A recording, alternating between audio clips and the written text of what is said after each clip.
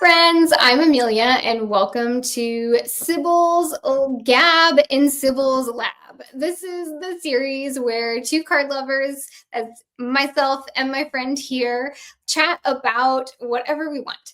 This week, we're turning the microscope on each other to see what makes us tick as tarot readers.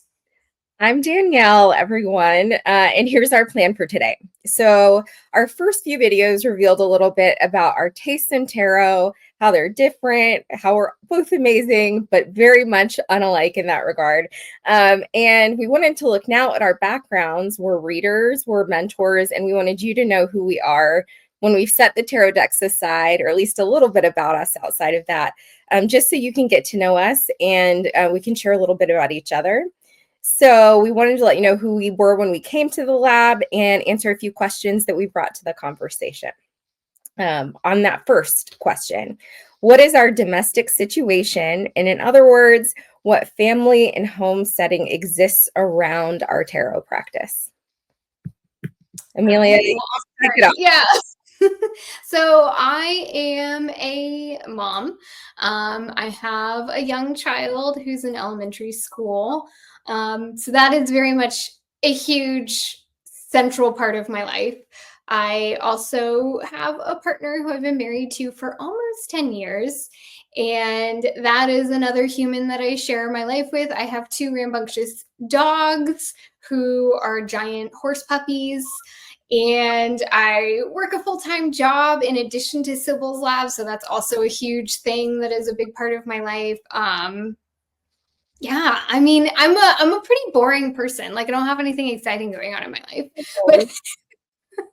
But my, motherhood and generally kind of being a person who is busy and has a lot of obligations, that really feeds into how I personally practice. And then also the type of kind of guidance and help that I want to offer, because I know that I have spent a lot of time finding my way through and navigating that type of life. Even before I was a parent, I taught full time, and not even just like in a school. Like I had over 300 students a week at a certain point. Like I know what it's like to be busy and to be constantly giving of myself to other people.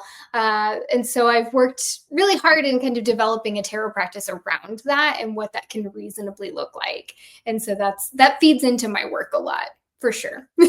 How about you?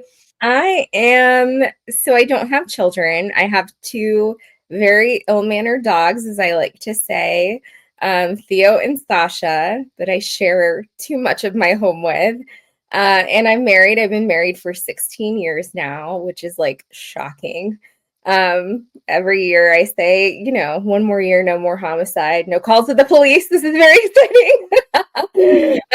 So that is, my home is pretty simple in that regard. My husband, we met in graduate school. He works from home. And I left a tenure track job at a university. It's a tricky moment to be a tenure track professor in the humanities. So I decided it was time to do something a little bit different. But when I was at the university, that was really where I channeled my nurturing energy. I joke around that I eat children, which really means I'm bored with most young children. Like not eating them, but deeply disinterested in like But you the like mine. love your child. He's different. He's different. It's sort of amusing. I say that like most kids I meet, I'm like, you're not one of the ones I would eat. You're special, you're different. But I am like not interested enough in having children that I don't want any of my own. And I found myself actually, I think that my desire to channel that part of my like, I want to be present for young people and supportive of them is what made me a really good and present teacher for students who needed some emotional labor from their faculty, as well as like literary and film teaching. And I was teaching subjects around genocide and race that raise a lot of feelings and give students a lot of feelings to work through. So I have been working with young adults in that regard for about 15 years. last fall. And before that, I lived in Korea and taught very young people when I didn't joke that I ate children because I taught young children. I couldn't joke about that. So I've been a teacher in my professional life, almost entirely my professional life since leaving undergrad. And it's maybe, I think that that is like what I was put here to do. And as much as I think I was put here by anybody, there are a lot of things I'm not good at. I'm really good at that. And I really enjoy that. I also, for a while, was a guardian ad litem working with teenagers in foster care. So that was a really great way to spend my non-tarot time as well. But that is like me laying tarot decks around the floor, begging my dogs not to destroy my space, and sharing my home with these other people, with these other mammals, while I play with my tarot decks, human and 2 dogs. That's all. All right, what's our next question? All right, so our next question is, what was our first deck story? So every Thanksgiving, my in-laws would travel before COVID. And this particular Thanksgiving, we had gone to New Orleans. It's an interesting journey to travel with your in-laws for like a solid week. Because even if you love them and they love you less by the end of the week. Everybody loves each other a little bit less. But I needed a little bit of space for myself during this particular trip. I was walking around New Orleans and made my way to Hex Shop, which is a kind of witchcraft shop, and just happened to be looking at tarot decks. And my mother-in-law found me wandering around. She could tell that I was a little like at the end of my rope. I had used my spend time with people bandwidth. And I think she kind of felt like she wanted to reconnect with me and make me feel more comfortable. It was a very loving gesture. So she took the deck I happened to be looking at that moment. It wasn't even a deck that I was like, this is calling to me. And I didn't know the thing about having someone gift you a deck. I was just like, sure, mother-in-law, this seems like a nice thing to get me. I want to give business to this small business. So she got me the Paulina Tarot. That's what I happened to be holding. That was my very first tarot deck many moons ago. How did you use it, work with it? What did you do with it? Yeah, so I went back to the hotel room, still needing some I don't want to talk to people space, and opened in the little white book. So many people have this story. You open the little white book and it's like, here's the Celtic cross. And so I decided to lay out a Celtic cross because that's what the little white book said. And it sort of made it clear that the expectation that you would shuffle in reversals. So I shuffled in reversals. I don't know if you've seen the Paulina Tarot. I know you have, but folks listening, the art is very detailed, especially for the size of the cards. So it can be a little illegible artistically if you're not really looking. And if you're new to tarot and trying to make sense of that art and trying to understand reversals, which I don't read now as a professional tarot reader, and lay out a Celtic cross, which I certainly don't use myself as a tarot reader, it was a mess. Was a mess. But it was a place to start. I am amused now by that story. For a very long time, that was the only deck I had. And I was like, I guess I'm not meant to do meaningful work with tarot because I can't even tell you what's on some of these cards. How about you? What's your first deck? So my first deck I got, so kind of background before tarot was that I was raised evangelical, Southern Christian. I mean, like you do.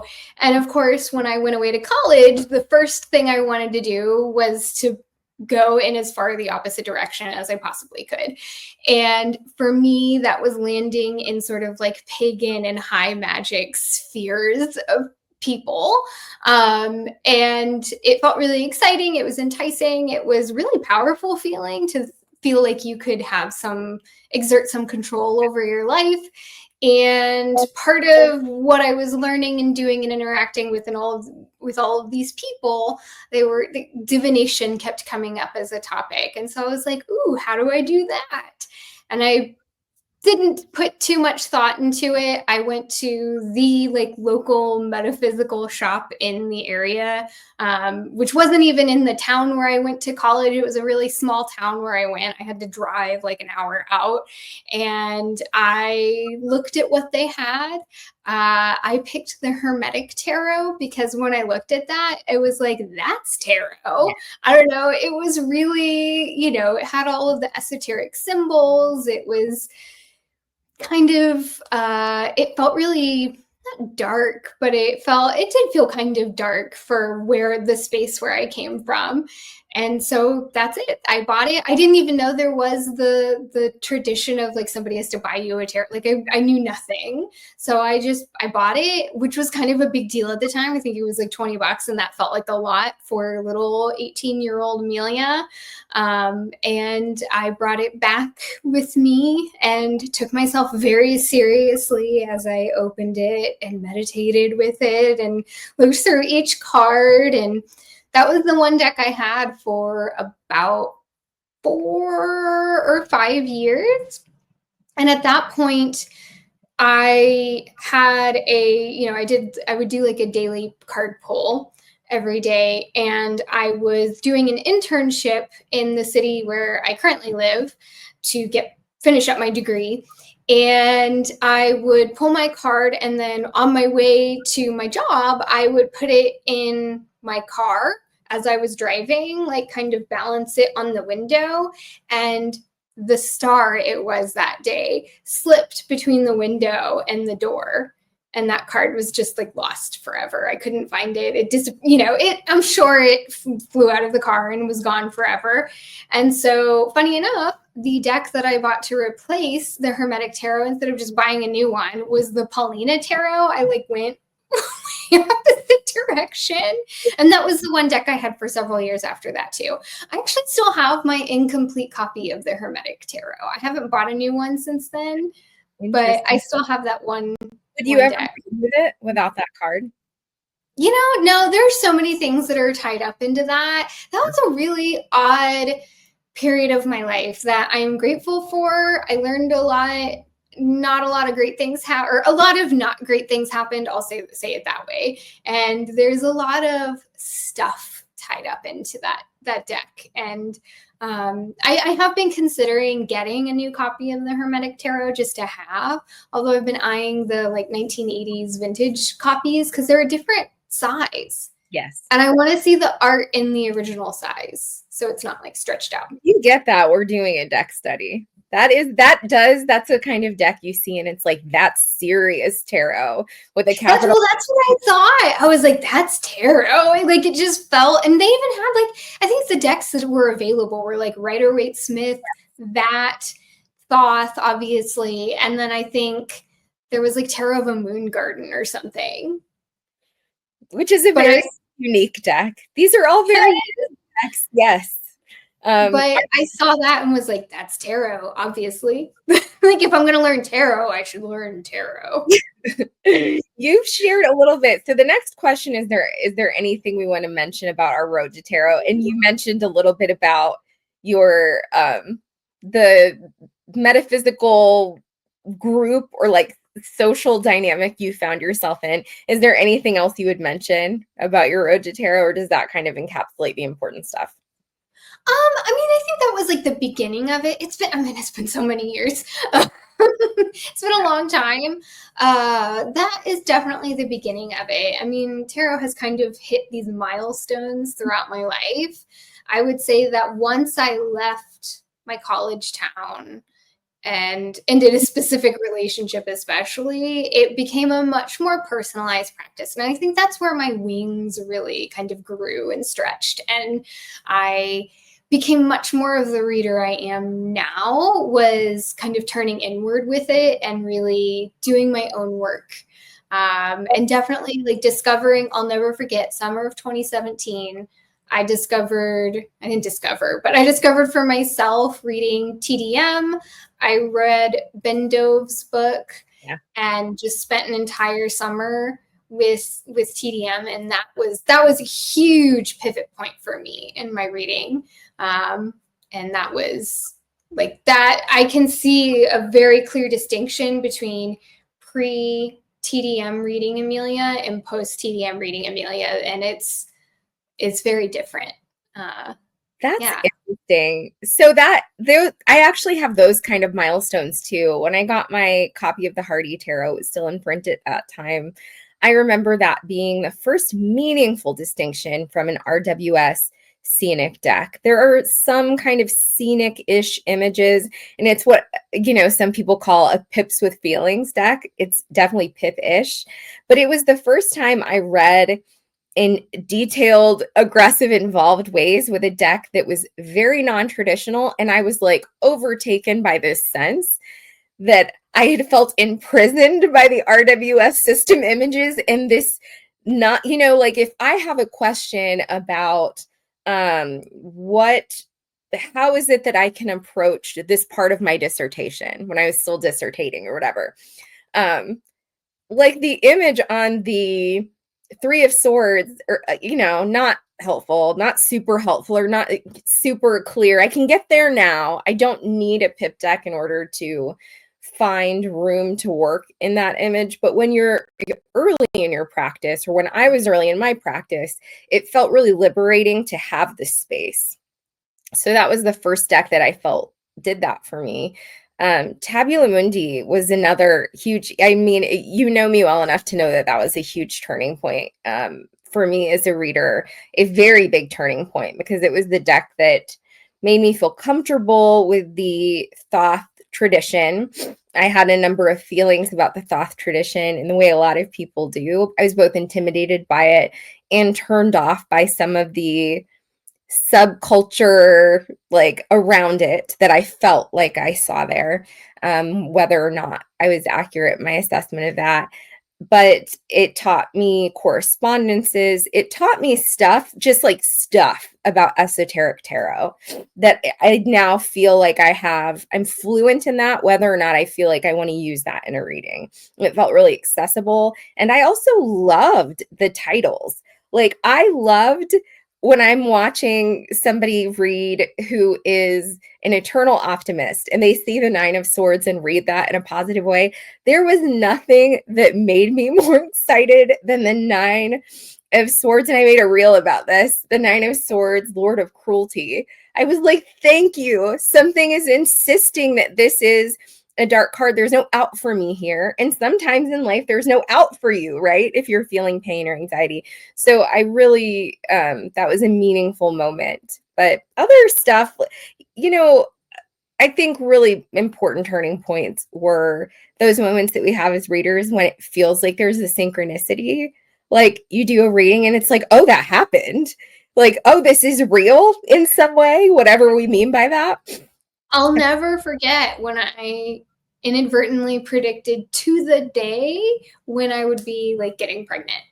Like I wasn't even thinking about having kids at the time. It was one of those things where I was like, that's surely not what it's saying. Because my husband and I weren't planning on having a child anytime soon. Like it wasn't anything that was on our radar. And it was one of those things where I was like, no, that is a random Amelia's brain. Get out of the way. Like, let's actually read these cards here. And then I went back several months later when I was pregnant and I reread that reading, that spread that I did. And I was like, oh my gosh, this is insane.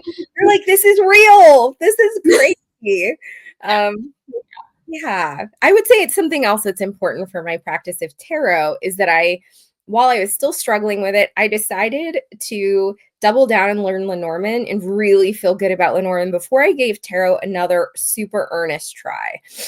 Because I was feeling like I can read this, but like not, I don't have a flow with it. I still feel like I'm doing labor that doesn't feel natural or feels like a little bit of a struggle. So learning Lenormand and feeling like, oh, you read this oracularly. Like I read it like a sentence. I'm a literature person. I know how to read a sentence, or that feels like an intuitive way to interpret images into a single sentence story. Learning to read that way and feeling confident with it with just 36 cards and all of the stuff around those cards was so great. I was like, I can do this. Like I can I can map some of those skills over onto the tarot. So that was something important to my practice. Follow-up question to this. If someone were to come to you and say, I want to learn how to read tarot, where would I start? What would you tell them? I would, well, I know exactly where I'd tell somebody to start, and I think it would be different from you. I think you would tell them to start with TDM. I'm guessing you TDM and a book. One book, just one. Don't. Yeah. I would say absolutely one book. Definitely not. And maybe one or two channels that are highly curated that are really instructive. Not because there aren't like 20 amazing channels that you and I love on YouTube. But too many voices is too much. Like we need to streamline our voices. I find that now as I'm working on learning different kinds of divination, I need to stop as I was learning Oracle Baleen and listen to one voice. So that's absolutely fantastic advice. But if a person asked specifically, should I give another form of divination a try, or where should I start with divination? I would probably suggest Lenormand. Like I think there's something, yeah, I think there's something to that. It feels lower stakes. And it is what some people could call formulaic, but I think it teaches skills that are transferable. And it just feels more, before we get into like all of the, what's the face on the Six of Pentacles really do, like what are the politics of this scene? Like, what does the moon mean in Lenormand? Like, once you start being able to do isolated work, you can put together symbolic language in more cards. So that would be. I like how Lenormand teaches you to string things together. I think for all of its great advice, starting with a card a day in tarot, well, wonderful. Like I really don't think that's bad advice at all. And I do that myself too. But I will say it wasn't until I got into TDM that I learned how to actually like read tarot, lay down 3 cards. What do these 3 cards together mean? And I think Lenormand kind of does the same thing, where it's like we're putting cards together and we are reading them as one full reading, not.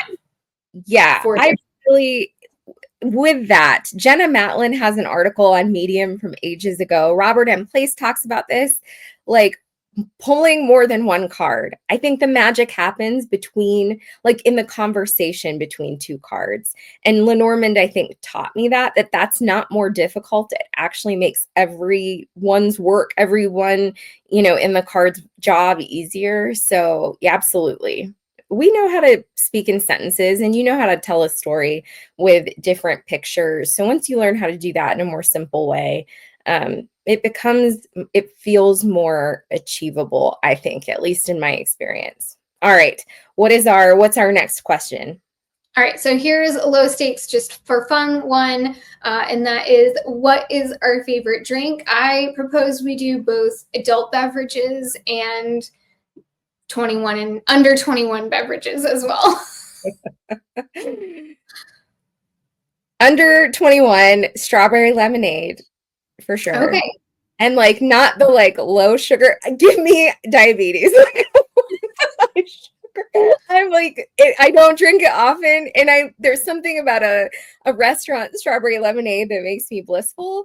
The thing is, I knew we were doing this question, but I don't know. I think so. I know my alcohol, my above 21 beverages.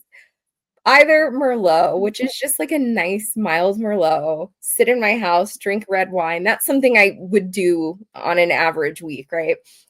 But I have a shameful habit of like being on flights. I fly less now since COVID, but I used to fly fairly regularly. And I mean, I don't care if it's the morning, the night, drinking on airplanes, and it's always a screwdriver. Because everyone always has the mixings for that. It's a staple drink. Like, what you're getting with that drink. I don't know why. I don't even love the taste of it. But like, it's like this, the drink I would always order in a certain kind of setting. In the airport lounge, they knew what to go get me. I can't with vodka. Okay, so my under 21 drink is coffee black. Every day. every single day, at You're least 2 one of cups. those people that's like, don't talk to me before my coffee. 10,000. Yes. Yes. Like, do not, we've stayed together. You know what I'm like before my coffee. I'm not mean.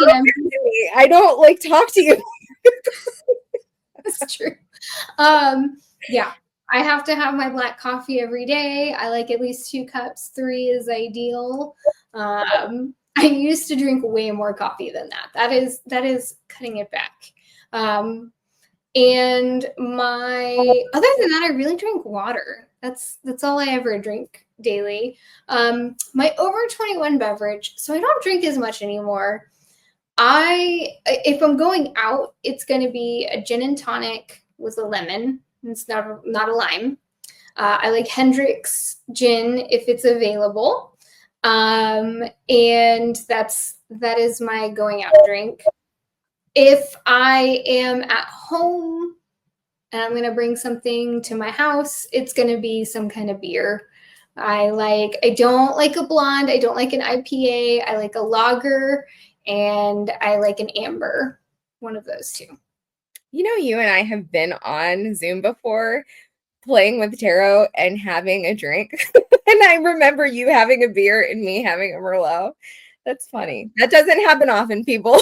It's not like a regular thing, but it has happened. That's funny. I didn't know that about you and coffee. You're like one of those people that gets vicious. Really, I didn't realize how much I definitely always sleep more than you or sleep in later than you, because I would definitely know that if I was awake. That's fascinating. Oh yeah, and I get like headaches. I get caffeine headaches. It's terrible. Like it is what it is. I gave it up when I was pregnant, and my husband, my dear sweet husband, for like the day that my child was born, he had bought me a bag of my favorite coffee beans from a roaster that was local to us.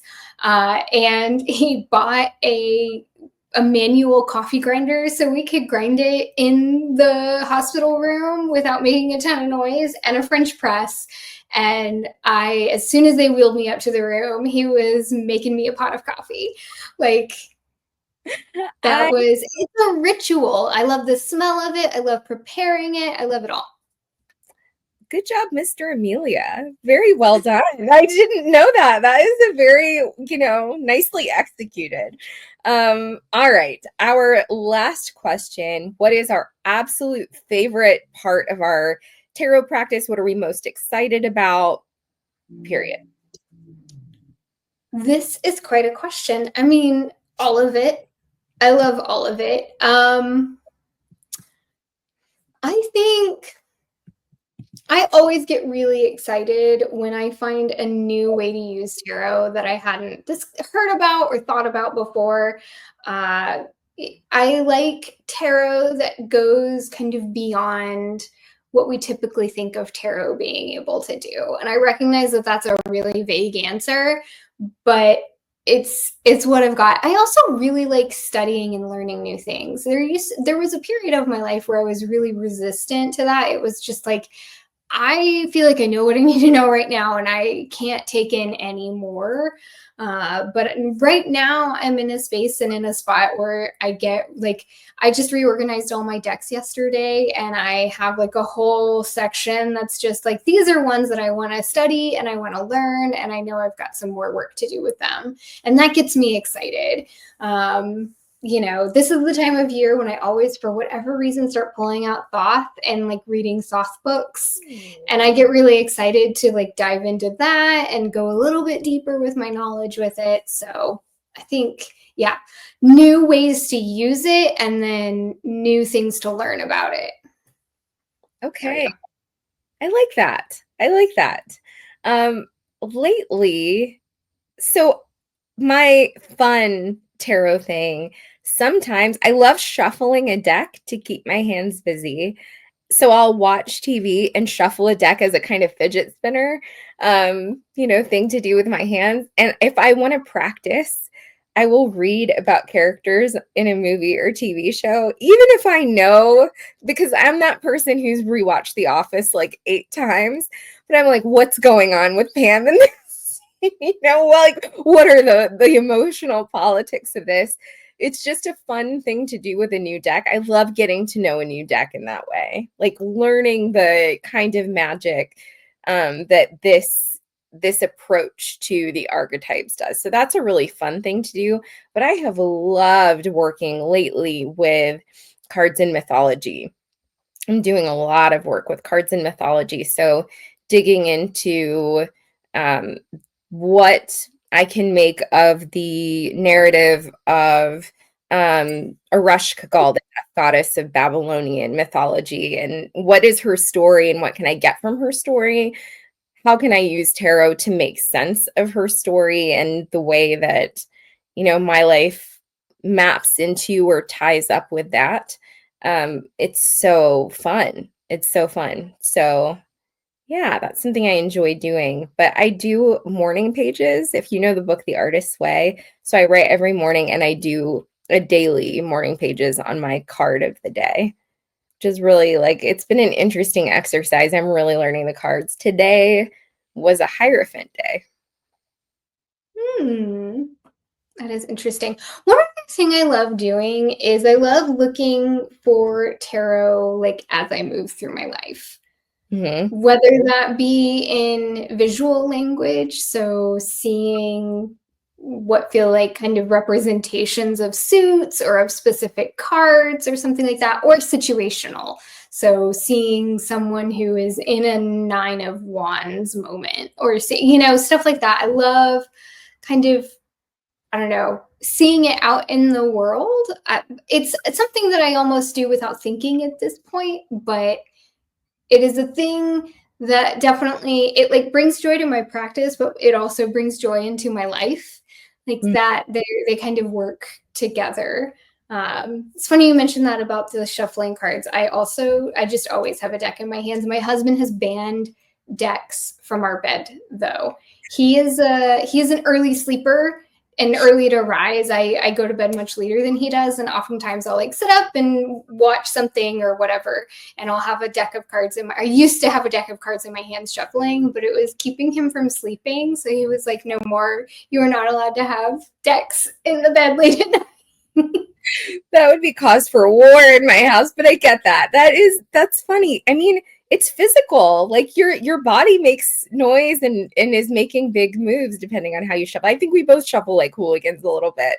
I am not a gentle shuffler, so it makes sense that it would be distracting to him. Here are quick questions that are not on our list, but these are super quick. What is your Enneagram? And if you know your MBTI, your Myers-Briggs, do you? And what is it if you do know it? Okay, I am a 4 wing 3. Okay. Very much so. And my Myers-Briggs, it switches between INFJ and INFP. Like I'm kind of right on the cusp between the J and the P. I am a 1 with a 2 wing Enneagram, and I am an INFJ. Maybe that is it. I am an extroverted introvert, I have discovered about myself. I think I trick people into thinking I'm an introvert or extrovert rather, and then I come home and crash. So that is interesting. Like MBTI is super interesting. I said that the other question was the very last question. Do we have any more questions? I think there may Yeah, we have. do. The last one is if there is anything that we want to share about spiritual practices and how they may overlap or intersect with tarot. There's a lot to say about this one because we are very different in our spiritual practices, but you take it away. I am a Catholic convert. I confuse people when I say that, probably because of my politics and my general irreverence around many things, and my work with mythology and goddesses. I give my priest hives when we talk about how I love tarot. I do not hide this, although I'm not bringing tarot decks to the church or anything. But I came to convert when I was doing my dissertation about slavery and the Holocaust. I was in a pretty dark place from doing really intense work on that, and I was looking for some sort of spiritual anchor. So I think that's how I came to what felt like a site of healing, whatever. And believe me, people, if you don't like the church, I understand how much the church, the Christian church in general, and the Catholic Church in particular, has been an enterprise that's wounded people. But for me, it was a site of healing, and I really like ritual, and so it's a place to go explore ritual. But I am not. I am what some angry people would call a cafeteria Catholic. I take what works, and I wouldn't say I leave the rest, but I'm not like deeply engaged or worried about the rest.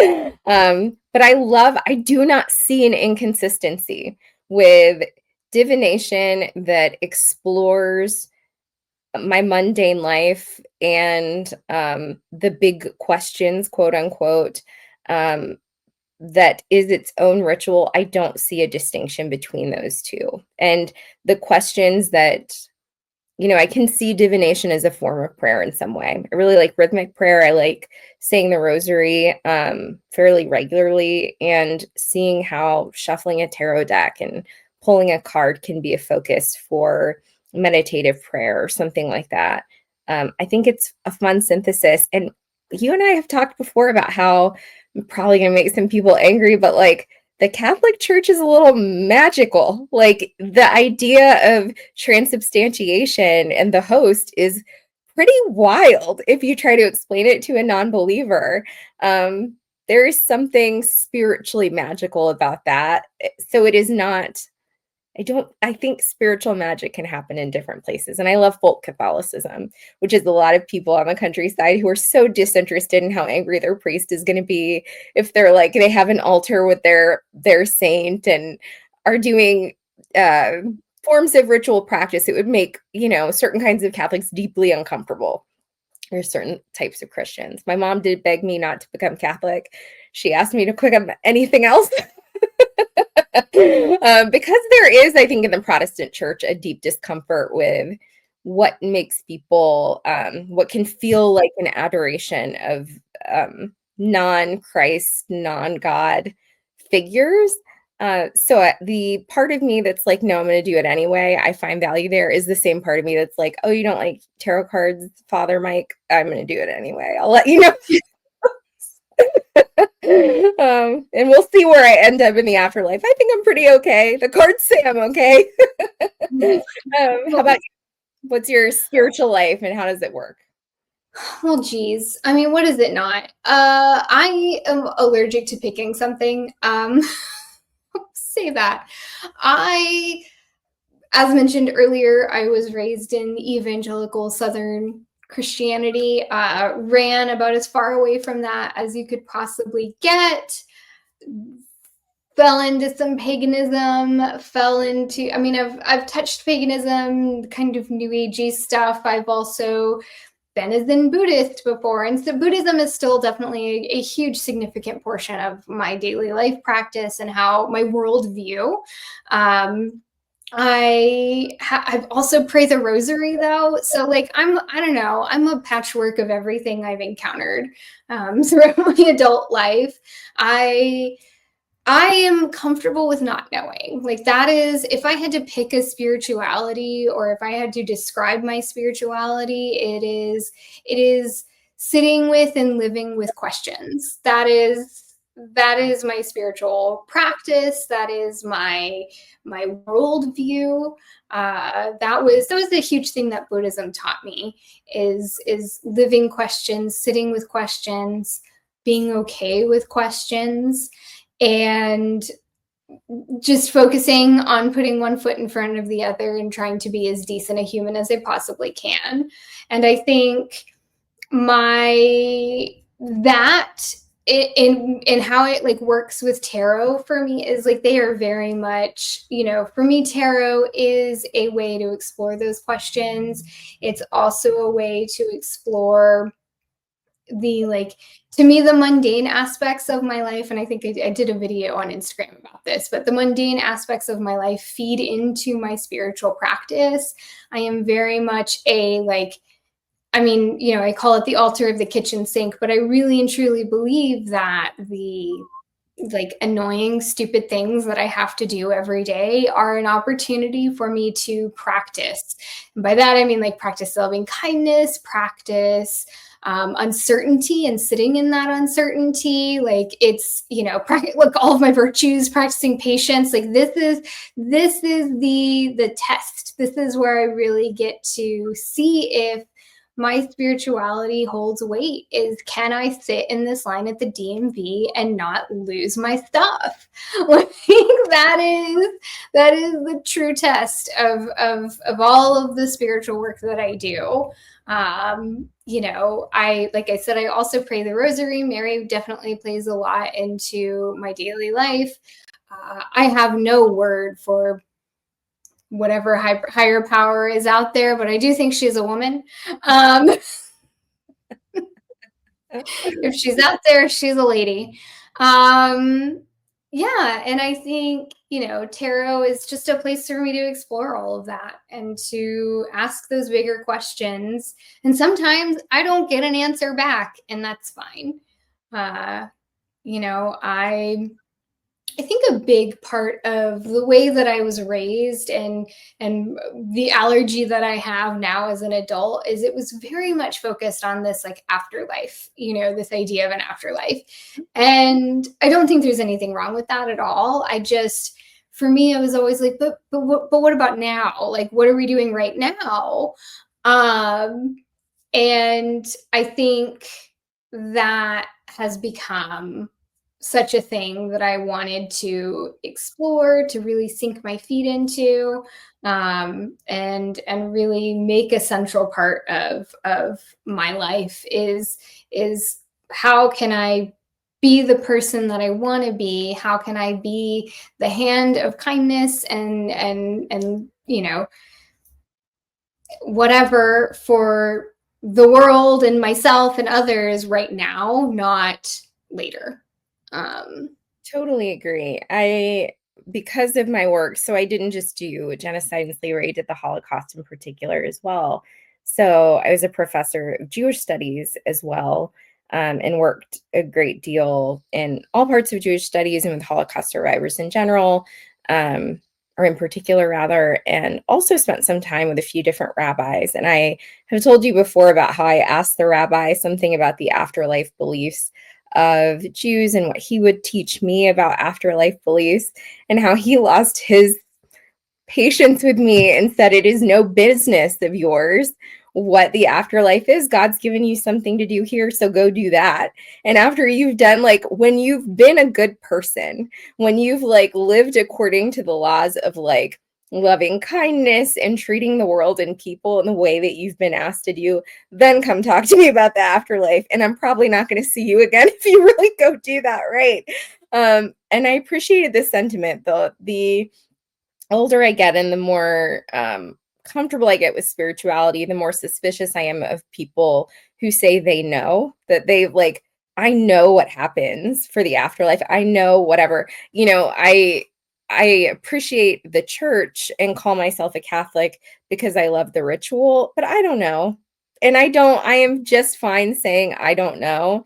And I don't believe most people who say they definitely 100% of the time know something. The nuns who I worked with when I was converting would very much say they didn't know. There was like a kind of beautiful humility in that.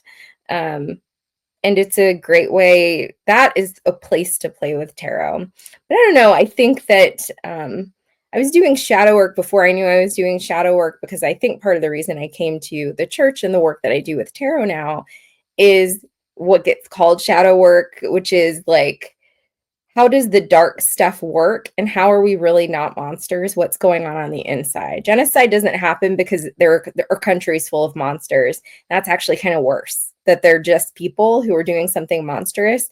There's dark stuff where like, I want to like lose my mind at the DMV. How do I occupy two spaces at once? And I'm a person who wants to stay anchored, and that like I hate my life for this 4-hour period and I want to be vile to everyone who's making me miserable in this space.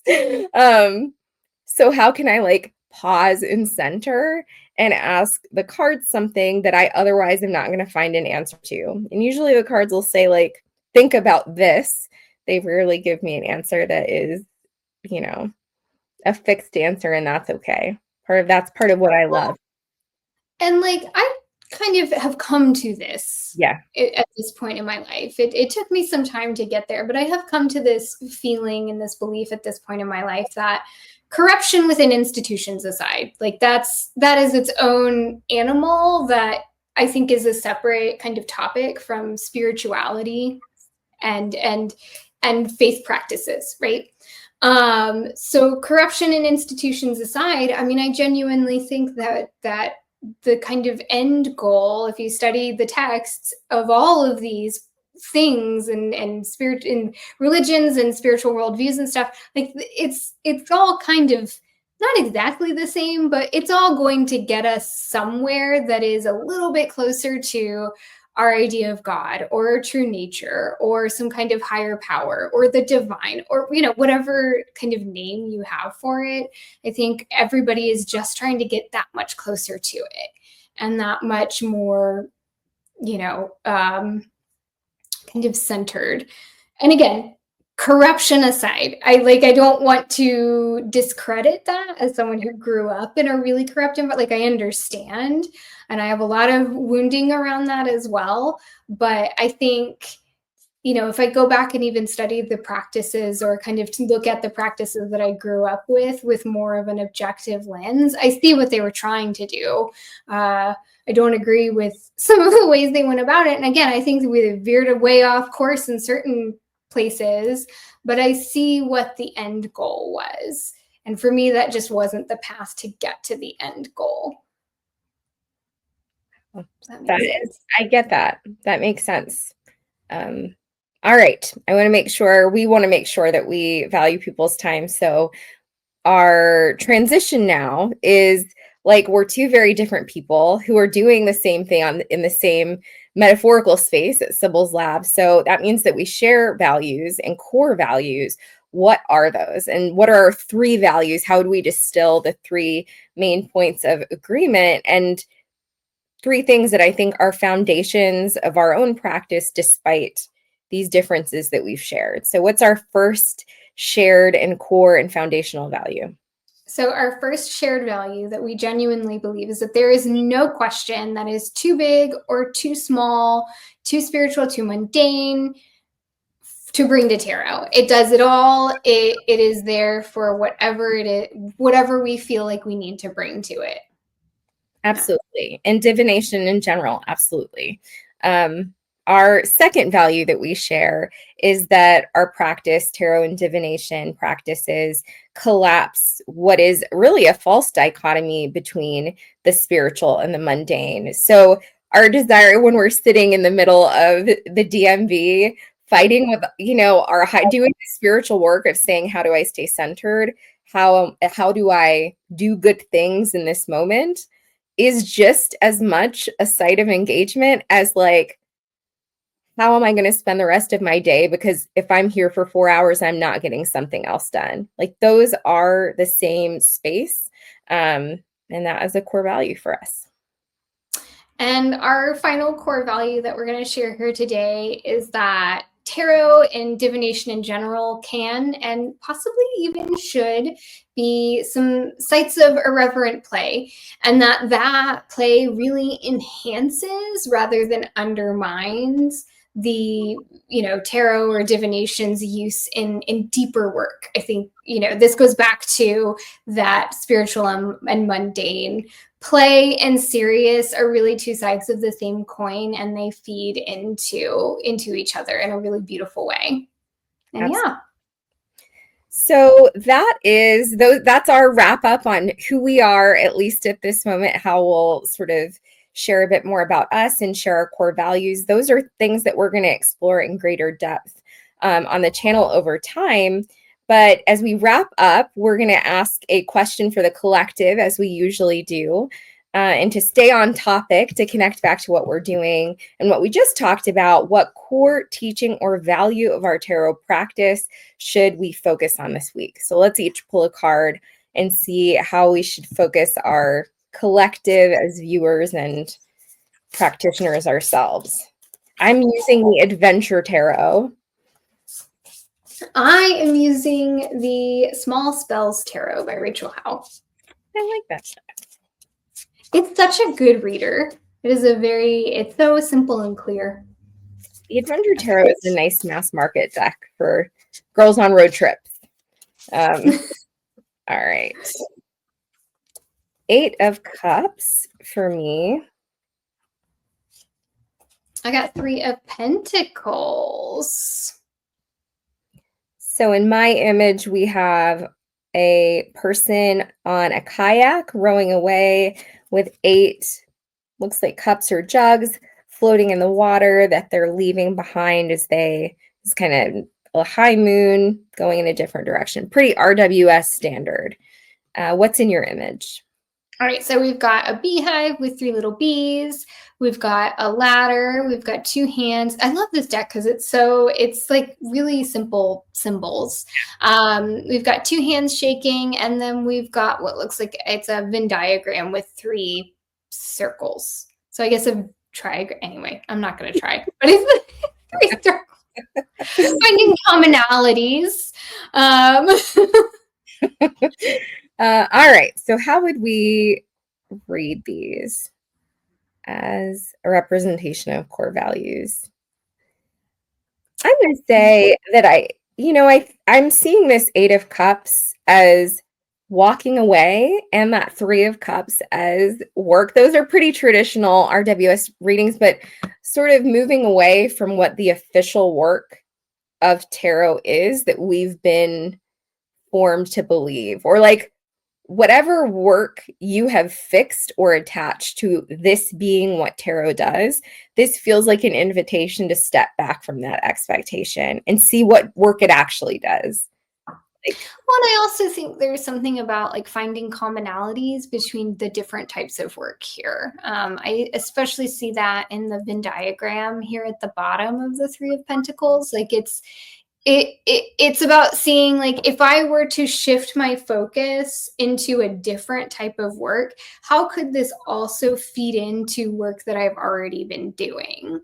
And I think that 8 of Cups is saying, like, sometimes you have to put a certain type of work down in order to open doors to newer ways of working with these cards. And the rewards will be plenty. I love it. We did it. We have the answers. We know how to read tarot. Yeah. All right.